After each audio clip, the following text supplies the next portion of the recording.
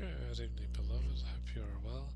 We'll be in Genesis chapter 35. We'll be speaking on the topic of return to Bethel.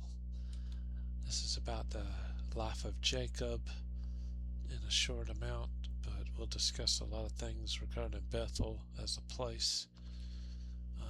We're going to read the first 5 verses here for you.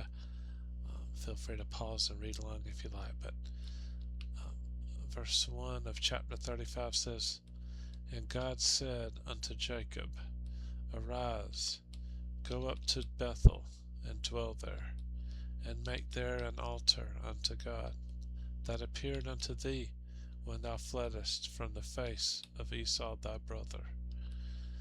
Then Jacob said unto his household, and to all that were with him, Put away the strange gods that are among you, and be clean, and change your garments, and let us arise, and go up to Bethel, and I will make there an altar unto God, who answered me in the day of my distress, and was with me in the way which I went. And they gave unto Jacob all the strange gods which were in their hand, and all their earrings which were in their ears. And Jacob hid them under the oak which was by Shechem. And they journeyed, and the terror of God was upon the cities that were round about them, and they did not pursue after the sons of Jacob." So, to put this in context very briefly, in the previous chapter you'll notice, if you read that Dinah, which was one of Jacob's daughters, the only daughter, if I recall, mentioned by name, but she went out to visit the people when they had moved to this area, to meet the girls there, learn about their fashion and culture and things like that. Well, it must have not been a safe place, because something bad happened to her, and long story short, Jacob's sons got revenge on the young man who actually was going to marry Dinah, but it was a big mess. And anyway, by the way, in a previous lesson I said Judah and Simeon, I believe, but it was Levi and Simeon. They took revenge on those people, and the people in that area were not happy with Jacob or his family after this. Now, the whole point of telling all that was that Jacob was very concerned for his safety and the safety of his family after this. And as we do as humans, anytime we're in trouble or have problems, that's when we look to God. And God gave him directions here. He said, "Arise and go up to Bethel and dwell there." There's a lot that can be gleaned from this. The elevation wise is just the same as spiritual wise. We have to arise. When we look to the Lord, He draws us closer, and we rise spiritually from the depths that we were at. He also tells him to dwell there, which reminds me of how Jesus gave us an example. He would often dwell alone with God in prayer. Oftentimes those were in elevated settings, in the mountains or in the wilderness. But dwelling with God, we have to do that. If we're going to be effective or usable by Him, we'll have to take time apart to come apart and be with God. Draw nigh to God, and He'll draw nigh to you. The Bible promises us. And Jesus said, "If ye abide in me, and my words abide in you, ye shall ask what you will, and it shall be done unto you." And God will give us the desires of our heart when we desire Him. That's a great promise, that God will reward our desires when they're towards Him the way we should be. Now, He also said to rebuild the altar.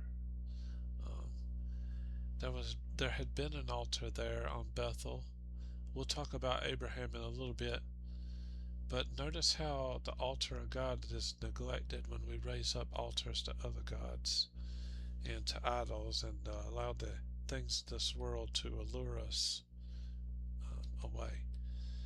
You know, in the Old Testament, Moses in the law says that there's a devil behind all the idols of these false gods.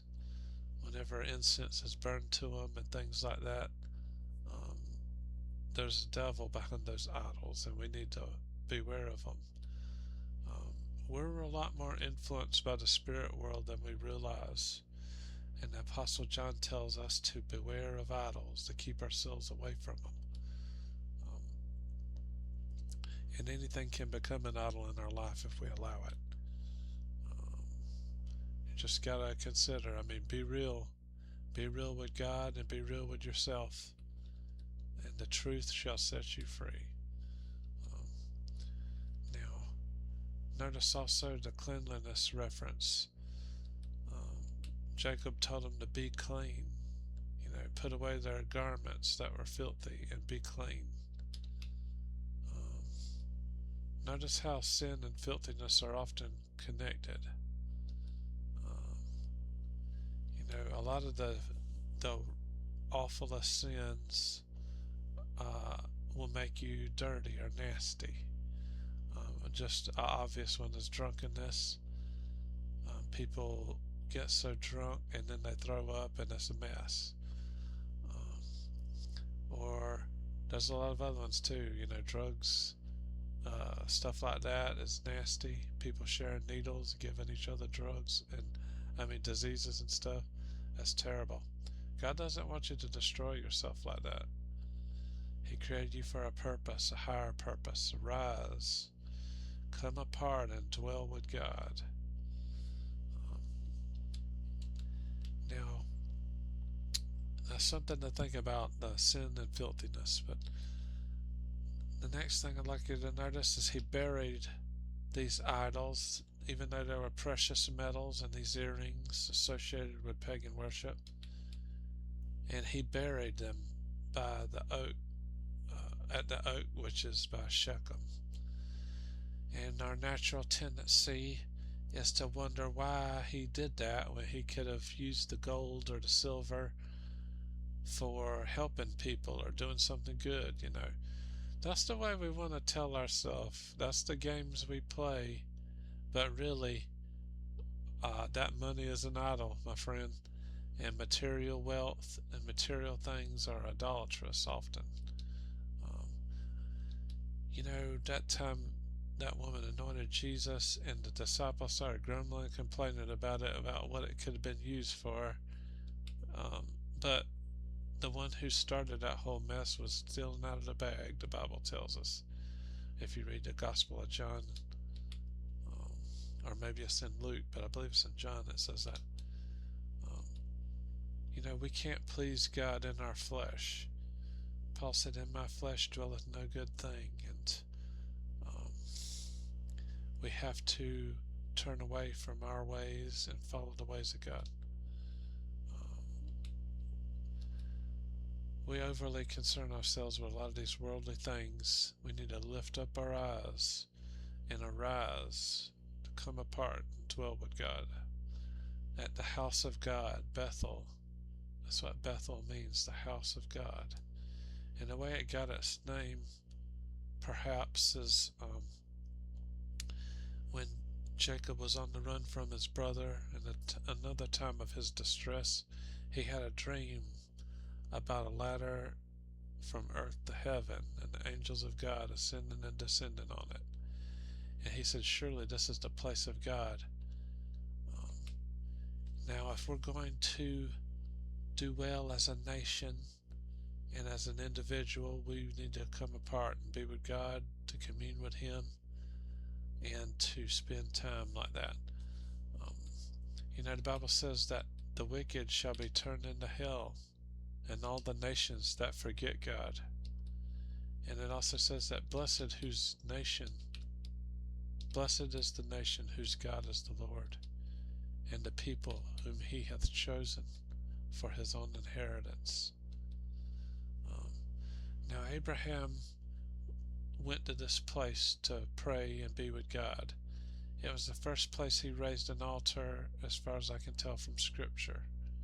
That's the first place.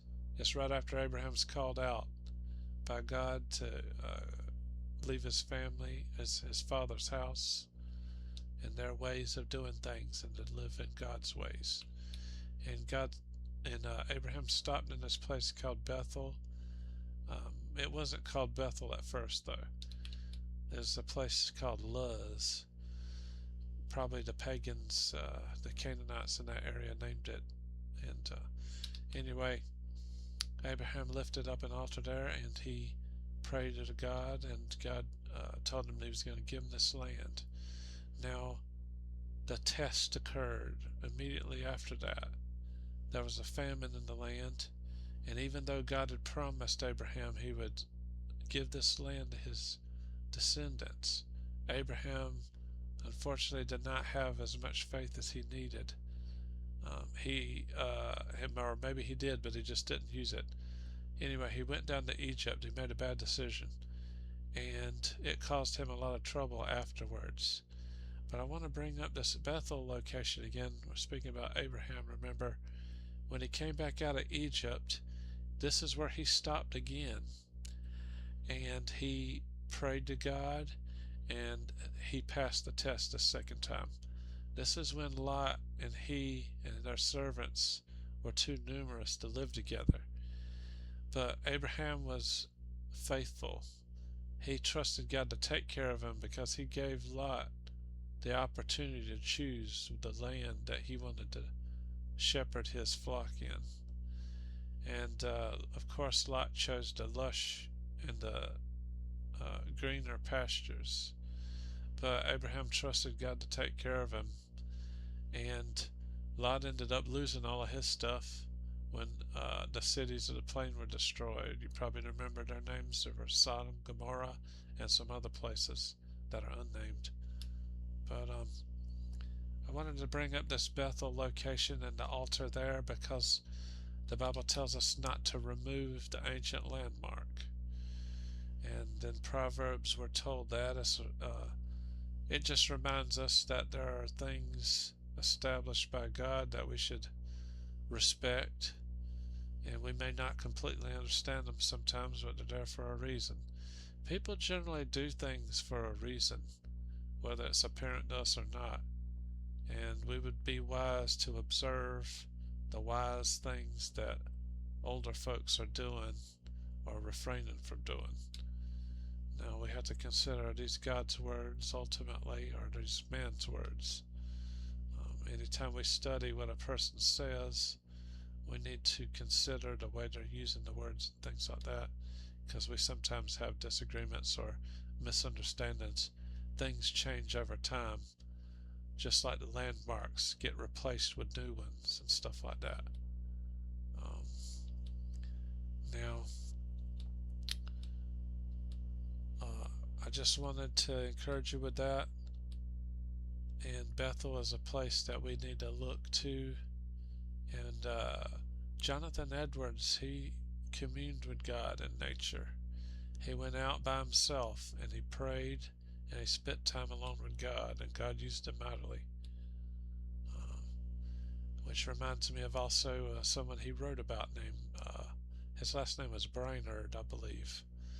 But Brainerd was a missionary to the Indians in America back before missionaries was really that much of a thing, I'll be honest.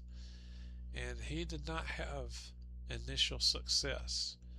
He became familiar with them and their language, and the first time he went out, he didn't really have any fruits for his labor. And the second time he went to a different location, he was preaching the gospel along, ruining his health, doing this, living with these people in the elements.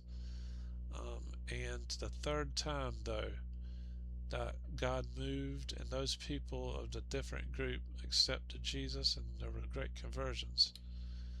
Now, I wanted to bring that out because that just shows us that we got to stay diligent and committed, and God will give us the fruits of our labor.